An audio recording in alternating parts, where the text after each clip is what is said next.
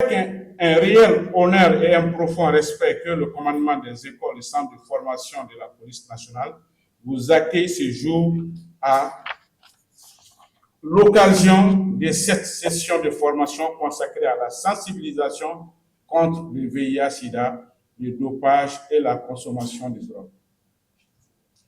Messieurs les ministres, votre présence dans nos locaux témoigne de l'importance que les plus hautes autorités accordent en général à la formation, en particulier à la santé, à l'éthique, ainsi qu'à la protection morale et physique de notre jeunesse et de nos forces de sécurité.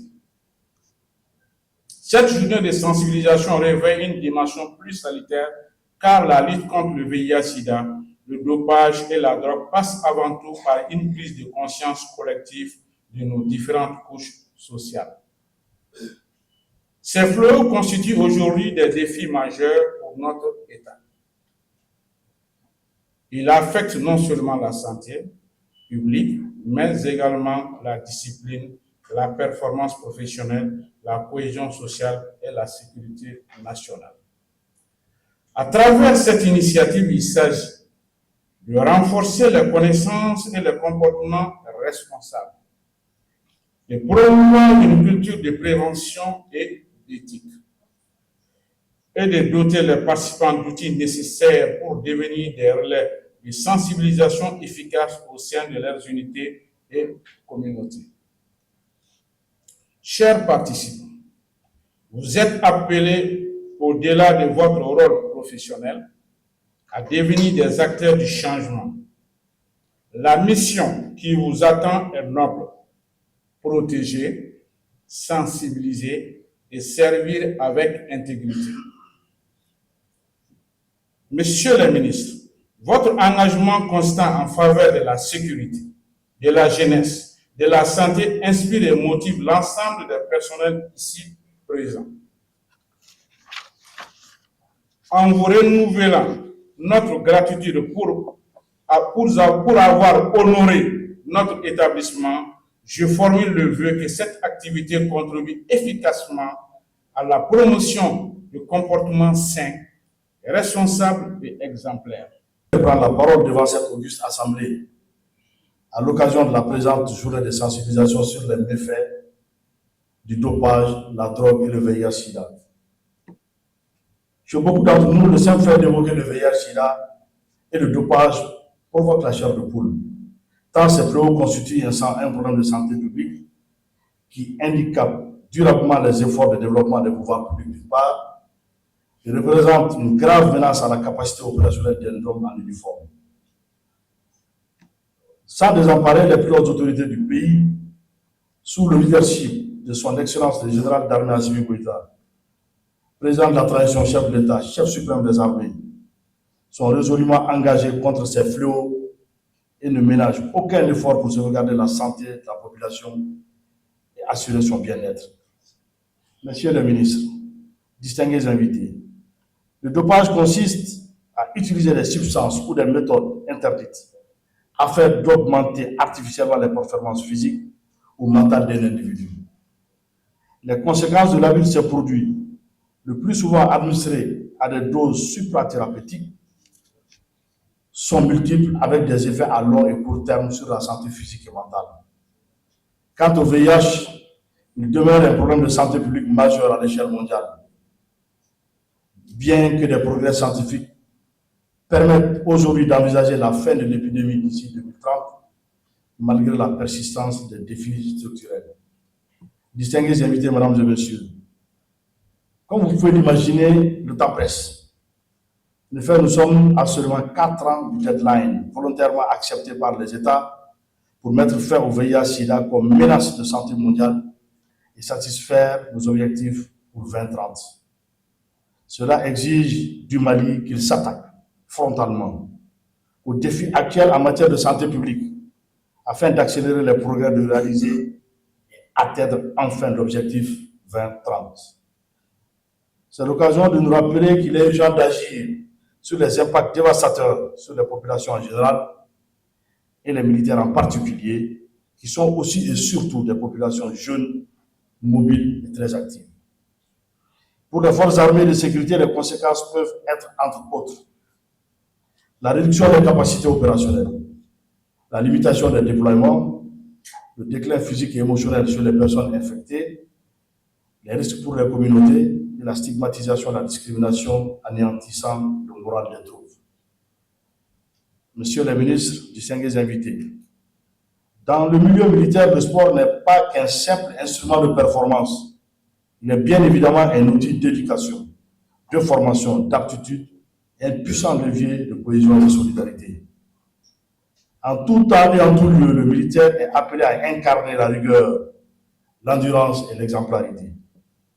Il est donc une évidence incontestable que ces fléaux sont incompatibles avec la mission des forces armées de sécurité, car ces fléaux affaiblissent et réduisent leur rendement et leur capacité opérationnelle.